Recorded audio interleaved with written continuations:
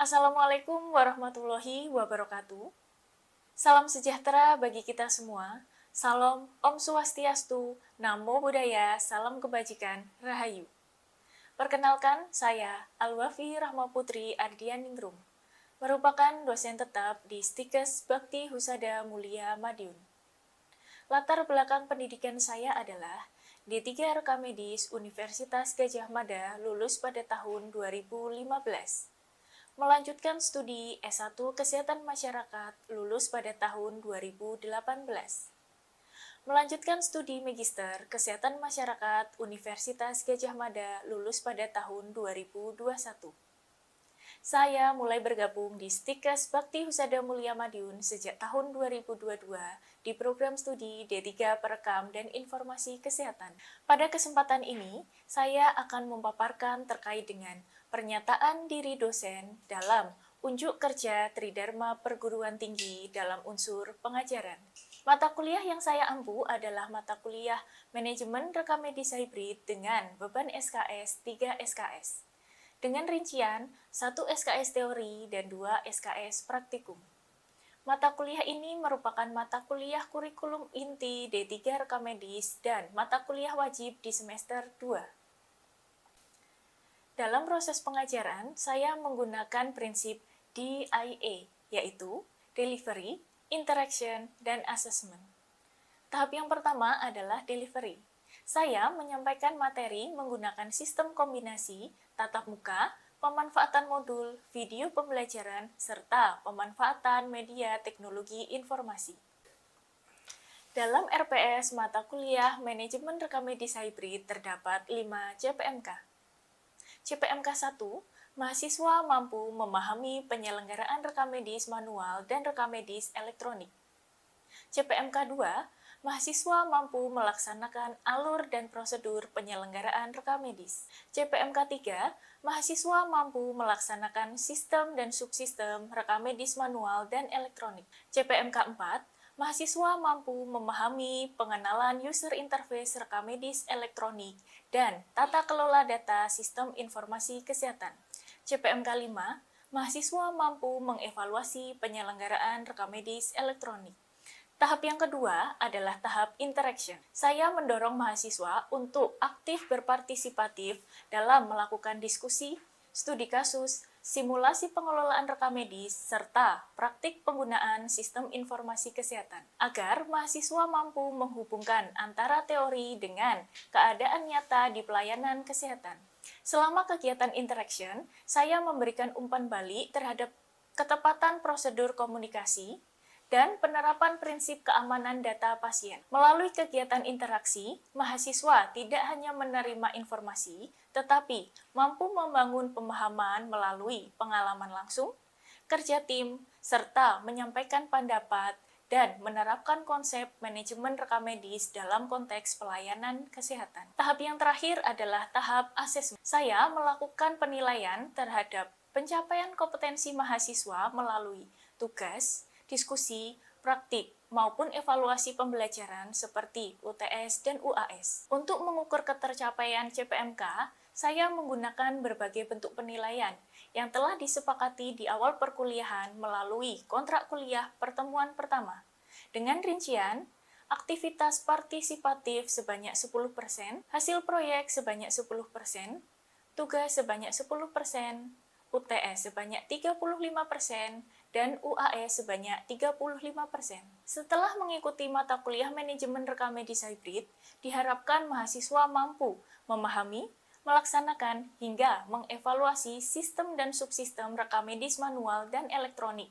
Berikut merupakan video pembelajaran saya pada pertemuan ketiga mata kuliah Manajemen Rekam Medis Hybrid dengan topik Identifikasi dan Registrasi Pasien.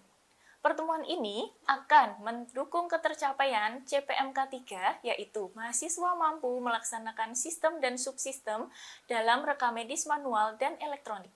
Dan sub CPMK 3, yaitu mahasiswa mampu melaksanakan sistem pendaftaran dan subsistem identifikasi dan registrasi pasien secara manual dan elektronik. Selamat menyaksikan. Assalamualaikum warahmatullahi wabarakatuh.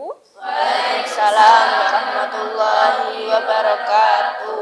Alhamdulillah teman-teman, kita bertemu lagi di mata kuliah manajemen rekam medis hybrid, di mana hari ini adalah pertemuan ketiga. Itu ya. Sebelum kita mulai perkuliahan, kita akan berdoa terlebih dahulu, berdoa sesuai dengan agama dan kepercayaan masing-masing, dipersilahkan. Berdoa selesai. Oke, alhamdulillah teman-teman sudah berdoa. Kita lanjut. Sebelumnya, apakah ada yang nggak masuk hari ini? Lengkap ya. Oke, alhamdulillah lengkap, semuanya masuk. Berarti kita bisa masuk ke pertemuan ketiga, yaitu kita akan membahas tentang identifikasi dan registrasi pasien. Sebelum kita masuk ke pertemuan ketiga, kita akan recall terlebih dahulu pertemuan kedua minggu lalu, yaitu terkait dengan alur dan SOP. Itu ya, minggu lalu Bu Wafi sudah menjelaskan bahwa alur dan SOP di suatu pelayanan rekam medis itu wajib. Itu ya, di setiap kegiatan harus ada alur dan SOP-nya. Di alur dan SOP kegiatan rekam medis yang pertama itu adalah sistem pendaftaran. Kita hari ini akan masuk ke sistem pendaftaran di subsistem identifikasi dan registrasi pasien. Oke, sebelum saya lanjut, saya akan menjelaskan tentang capaian pembelajaran kita hari ini, di mana CPMK yang ketiga, yaitu mahasiswa mampu melaksanakan sistem dan subsistem rekam medis manual dan elektronik, dan sub CPMK yang ketiga, yaitu mahasiswa mampu melaksanakan sistem pendaftaran dan subsistem identifikasi dan registrasi pasien. Itu ya. Oke, kita langsung masuk ke materi pertemuan ketiga. Yang pertama terkait dengan identifikasi. Oke. Ada yang tahu apa itu identifikasi? Oke, ini adalah pengertian dari identifikasi. Merupakan proses memastikan bahwa pelayanan diberikan kepada pasien yang benar. Itu ya. Jadi, petugas pendaftaran harus memastikan bahwa pasien yang ada di hadapannya itu adalah pasien yang akan diberikan pelayanan oleh dokter. Itu ya. Jadi, pasiennya harus dipastikan benar nggak itu pasien yang akan dilayani oleh dokter. Kenapa sih penting identifikasi itu? Untuk menghindari satu, salah pasien, salah yang didaftarkan. Yang kedua, salah memberikan obat, terus salah memberikan tindakan, transfusi, hasil lab, sampai dengan salah operasi. Jadi identifikasi itu sangat penting agar kita tidak salah mana pasien yang akan diberikan pelayanan oleh dokter. Berikutnya, identifikasi pasien bisa mengenalinya secara fisik. Jadi, pasien datang ke pelayanan kesehatan, duduk di depannya petugas, kita bisa lihat secara langsung fisik atau wajahnya. Jadi kita bisa mengenali fisik sama wajahnya pasien. Benar nggak ini pasiennya? Yang kedua, bisa membandingkan dengan gambar atau foto, entah itu di KTP atau di Sistem Informasi Manajemen Rumah Sakit atau SIM-RS. Itu ya. Oke. Terus untuk prosedur pengumpulan identifikasi bisa dengan 3 cara. Yang pertama, bisa dengan wawancara. Berarti kita akan tanya jawab nih kepada pasiennya. Yang kedua, bisa dengan cara mengisi formulir. Jadi si pasiennya diminta tuh untuk mengisi formulir. Baru yang ketiga, bisa dengan kombinasi wawancara dan juga mengisi formulir. Kita tanya jawab kepada pasien dan juga dia mengisikan formulirnya. Itu ya. Oke, berikutnya tentang cara melakukan identifikasi. Bagaimana sih cara melakukan identifikasi kepada pasien yang akan berobat di pelayanan kesehatan? Yang pertama, tanyakan dulu identitas pasien. Berarti kita minta KTP-nya. Itu ya, jadi tanyakan identitasnya, minta KTP-nya. Yang kedua, kita bisa meminta pasien untuk menyebutkan nama. Jadi kita tanya, siapa Bu namanya? Gitu ya. Baru yang ketiga, meminta tanggal lahir. Jadi ditanya tanggal lahirnya berapa. Baru yang terakhir memastikan sesuai dengan rekam medis. Oke, jadi ini adalah cara melakukan identifikasi. Karena identifikasi itu wajib dilakukan dan harus benar pasiennya. Setelah kita lakukan identifikasi, berarti kita bisa masuk ke kegiatan yang kedua, yaitu registrasi. Oke, apa itu registrasi? Registrasi adalah proses pencatatan.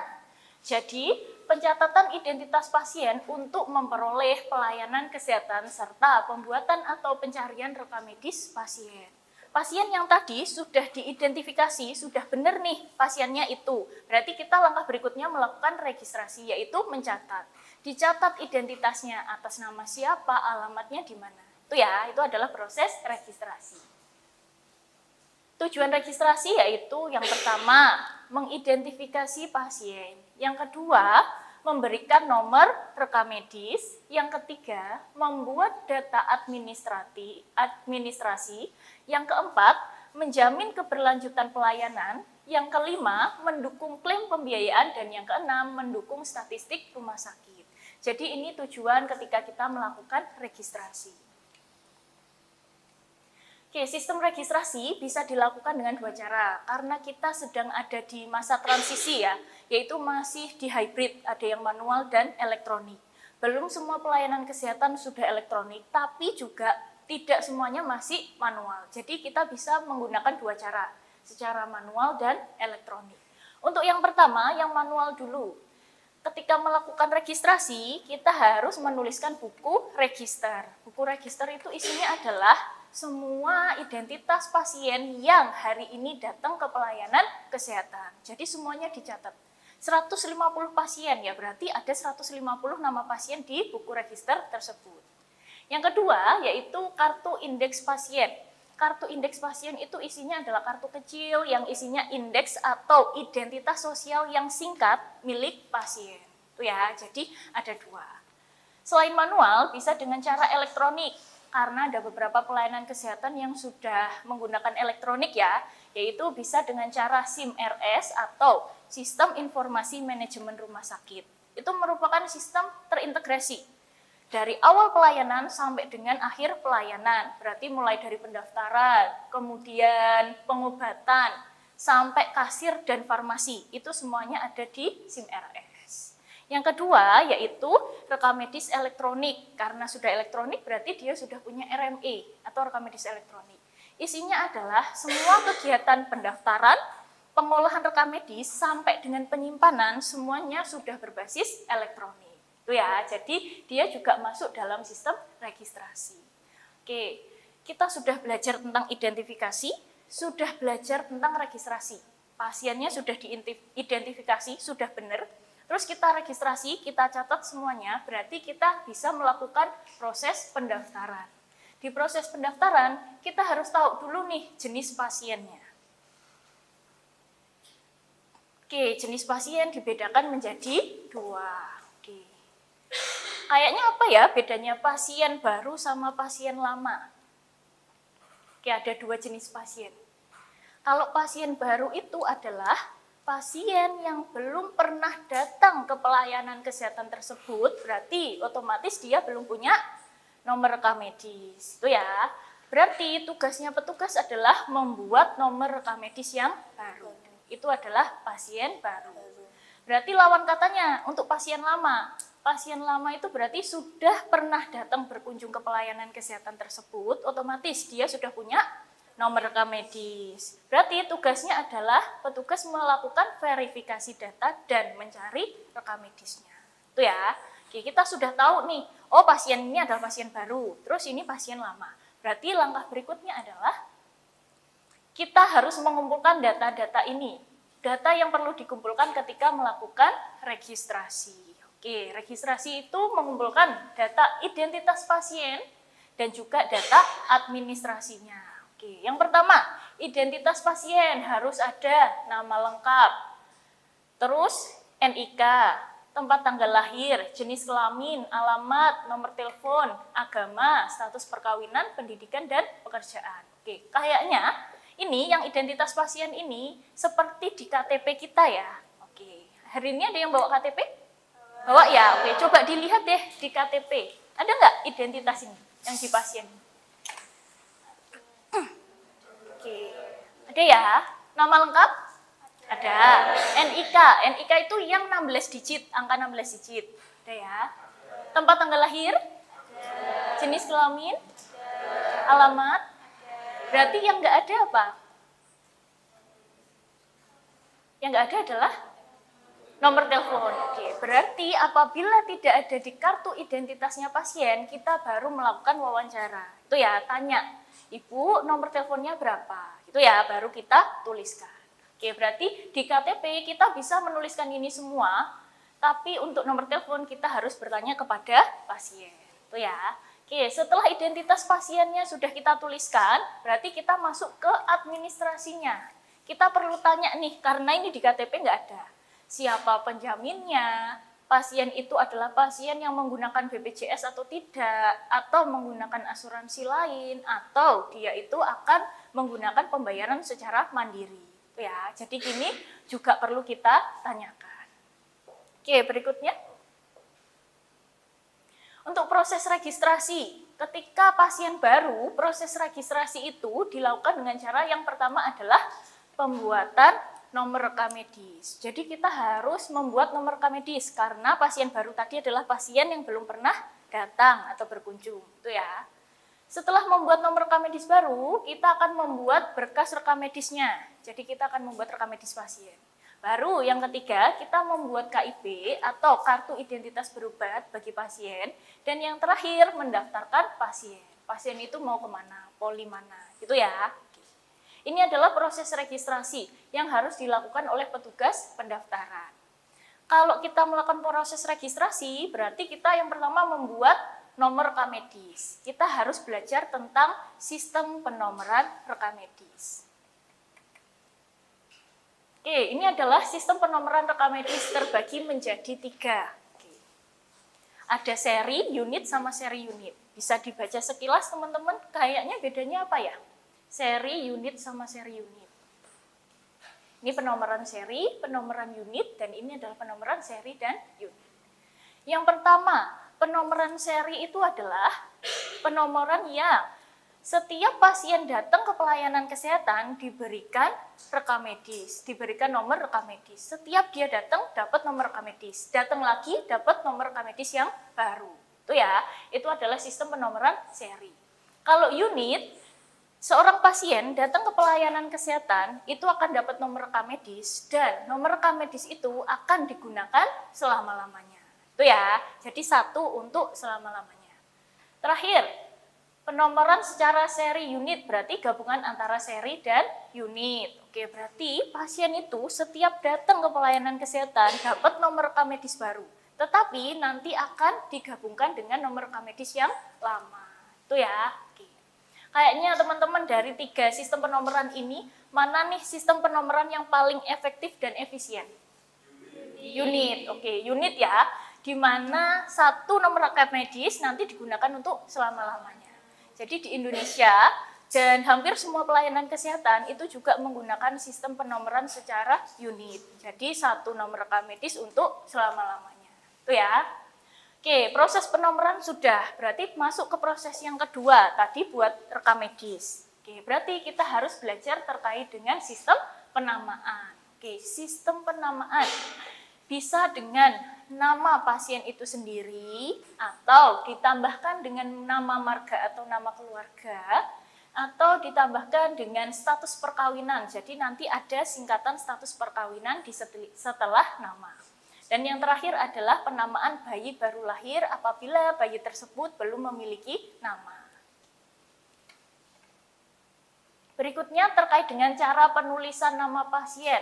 Jadi ketika kita membuat rekam medis pasien, tidak boleh asal ketika memberikan nama kepada pasien. Penulisannya sudah diatur, yaitu yang pertama, penulisan itu harus konsisten. Berarti harus sama dari halaman pertama sampai dengan halaman akhir. Dari formulir yang paling depan sampai dengan formulir paling belakang. Itu harus konsisten, yaitu sama. Yang kedua, nama diikuti dengan singkatan status pasien, yaitu status perkawinannya. Ditambahin di belakangnya. Terus yang ketiga, harus lengkap sesuai dengan KTP. Tadi di KTP kan namanya lengkap ya, nah itu harus disesuaikan. Terus untuk rekam medis yang masih manual, ketika kita membuat berkas rekam medis masih menggunakan sampul manual, itu harus menggunakan huruf kapital, yaitu huruf besar. Dan yang terakhir, ketika di lembar identitas pasien disertakan nama penanggung jawab, itu harus ada. Oke, ini berikutnya terkait dengan cara penulisan tadi ya, tambahan gelar dari singkatan status perkawinan. Yaitu yang pertama, apabila bayi, nanti setelah nama bayi di belakangnya ada singkatan BY. Oke, terus bayi yang belum punya nama, berarti pakai nama ibunya, terus belakangnya dikasih singkatan BY, NY. Untuk anak-anak, setelah nama ada AN. Untuk laki-laki yang belum menikah, SDR. Oke, terus perempuan yang belum menikah bisa SDRI atau NN, Nona. Untuk laki-laki yang sudah menikah yaitu BP atau TN, itu boleh ya. Perempuan yang sudah menikah yaitu Nyonya, NY. Untuk pasien yang sudah meninggal boleh ditambahin ALM atau ada tanda salib di setelah nama. Itu ya. Untuk penanggung jawab yang sah tadi di lembar identifikasi pasien, nih. Untuk anak-anak penanggung jawab yang sah adalah ayahnya. Jadi harus ada nama ayahnya di lembar identifikasi pasien. Untuk pasien laki-laki yang sudah menikah yaitu nama dirinya sendiri atau istrinya. Dan yang terakhir, perempuan yang sudah menikah, penanggung jawab yang sah adalah suaminya. Itu ya. Oke. Kita sudah belajar terkait identifikasi, registrasi, sistem penomoran sampai dengan sistem penamaan. Itu ya. Ketika kita melakukan itu semua harus dilakukan dengan baik dan benar. Itu ya. Nggak boleh nih petugas pendaftaran tidak melakukan identifikasi dan registrasi dengan baik. Harus sesuai dengan alur dan SOP-nya. Ini adalah kesalahan yang sering terjadi di bagian pendaftaran ketika kita melakukan identifikasi dan registrasi pasien. Yang pertama, adanya duplikasi nomor. Duplikasi nomor itu berarti nomor rekam medisnya ada 2. Nomornya sama, tapi isinya beda, namanya beda. Itu ya, itu adalah duplikasi nomor. Yang kedua, salah ketik nama, salah ketik tanggal lahir, itu kan tidak benar ya. Yang ketiga, tanggal lahir salah. Yang keempat, data pasien tertukar. Dan yang kelima, pasien tidak diverifikasi. Yang keenam, tidak mengecek gelang identitas pasien. Dan yang terakhir, nomor BPJS-nya salah. Ini adalah kesalahan yang terjadi di bagian pendaftaran ketika tidak melakukan identifikasi dan registrasi yang benar. Dari kesalahan-kesalahan ini mempunyai dampak ketika kita nanti memberikan pelayanan. Dampak-dampak yang terjadi ketika kita tadi melakukan kesalahan di bagian registrasi, yang pertama adalah dampak administrasi, yaitu klaimnya akan ditolak. Berarti ini adalah pasien BPJS. Ketika tadi salah input nomor BPJS-nya, ya jelas nanti klaimnya akan ditolak, tidak bisa diterima oleh BPJS. Yang kedua, pada pelayanan akan terjadi salah diagnosis. Sampai dengan keselamatan pasien akan terganggu, mungkin aja salah tindakan. Dan pada bagian hukum ada sengketa medis, yang terakhir pada bagian statistik data tidak valid. Itu ya. Oke. Sudah sampai di sini teman-teman terkait dengan registrasi dan identifikasi. Sampai di sini dulu, ada yang ingin ditanyakan? Silahkan. Oke, Mbak Artalita, silahkan. Izin bertanya, Bu. Bagaimana kalau pasien itu datang dalam keadaan tidak sadar dan tidak membawa kartu identitas? Untuk penanganannya bagaimana, Bu, untuk registrasinya? Oke. Untuk pasien yang datang nggak sadarkan diri dan nggak bawa kartu identitas gitu ya. Oke, berarti ini kasusnya adalah kasus di bagian IGD, kebanyakan di bagian IGD itu ya. IGD itu adalah instalasi gawat darurat. Berarti isinya pasien-pasien yang kondisinya gawat dan juga darurat. Kebanyakan memang kondisinya kritis, terus habis itu tidak sadarkan diri, ya mungkin juga dia tidak membawa KTP.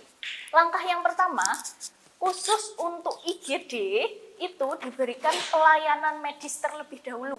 Jadi diutamakan, si pasien boleh diberikan pelayanan medis terlebih dahulu, baru nanti kita daftarkan. Ketika diberikan pelayanan medis, sementara diberikan identitas sementara atau temporary ID. Itu ya, jadi untuk sementara.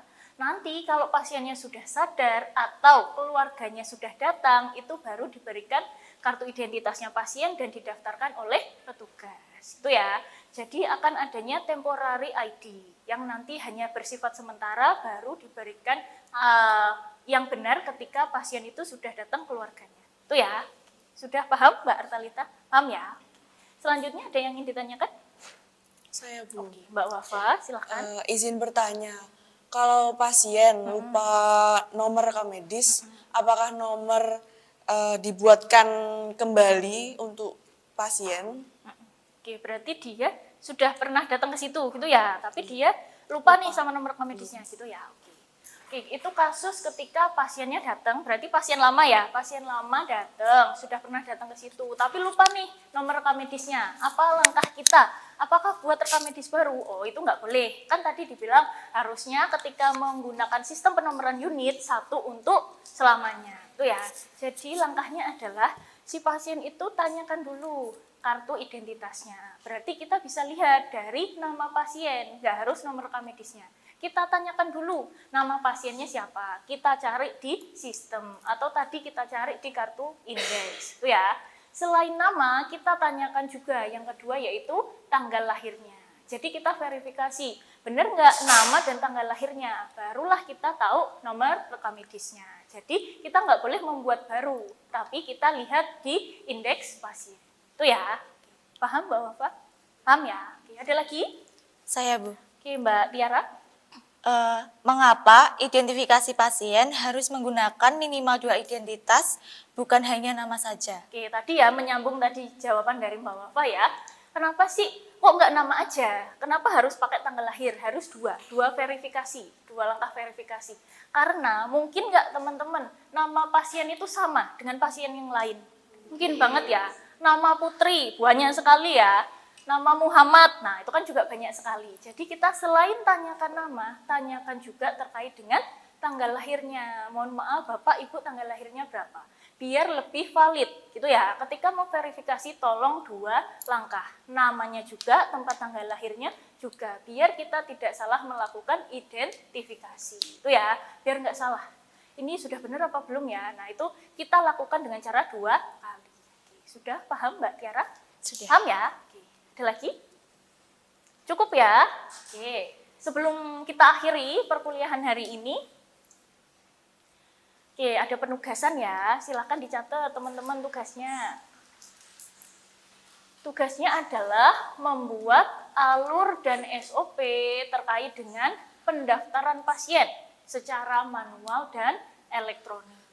Jadi nanti silahkan dibuat ya, minggu lalu kita sudah belajar alur dan SOP. Hari ini kita belajar tentang pendaftaran pasien.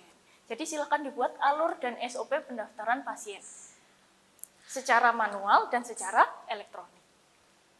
Untuk pengumpulannya teman-teman, tugas ini dikumpulkan ketika kita mau masuk ke lab, kita akan melakukan praktikum pendaftaran. Itu ya. Jadi sebelum kita masuk ke laboratorium rekam medis, untuk praktikum kita harus mengumpulkan nih tugasnya buat alur dan SOP. Itu ya. Untuk tugas ada yang ingin ditanyakan? Cukup ya? Sebelum saya akhiri teman-teman, kesimpulan dari kita kuliah hari ini, pertemuan ketiga adalah 1. Registrasi merupakan pintu masuk dari suatu pelayanan kesehatan. Jadi kita sebelum masuk ke rumah sakit untuk ketemu sama dokter, itu kita ketemu sama kegiatan registrasi. Yang kedua, registrasi itu harus benar untuk menghasilkan data yang baik dan berkualitas. Jadi harus dilakukan dengan benar. Kemudian yang ketiga, identifikasi pasien merupakan bagian dari keselamatan pasien. Karena ketika kita salah melakukan identifikasi, dan itu akan berakhir juga nanti salah semuanya. Ya. Yang keempat, minimal menggunakan 2 identitas pasien. Tadi 2 verifikasi, yaitu nama sama tempat tanggal lahir. Oke, yang terakhir, ketelitian petugas rekam medis menentukan mutu pelayanan kesehatan. Jadi, teman-teman di bagian pendaftaran itu harus bisa melakukan pendaftaran dengan cara identifikasi dan registrasi yang baik dan benar. Itu ya. Oke, sudah selesai materi pertemuan kita yang ketiga ini. Alhamdulillah teman-teman, tadi saya sudah jelaskan materi, terus kita juga sudah diskusi, ada penugasan. Jangan lupa untuk pertemuan berikutnya tugasnya dikumpulkan. Itu ya. Oke, Assalamualaikum warahmatullahi wabarakatuh. Video pembelajaran saya dalam PDD UKTPT dalam unsur pengajaran. Semoga pembelajaran yang saya laksanakan dapat memberikan kontribusi dalam menghasilkan lulusan perekam medis dan informasi kesehatan yang kompeten, berintegrasi, dan mampu menjawab tantangan transformasi digital di bidang kesehatan. Terima kasih. Wassalamualaikum warahmatullahi wabarakatuh.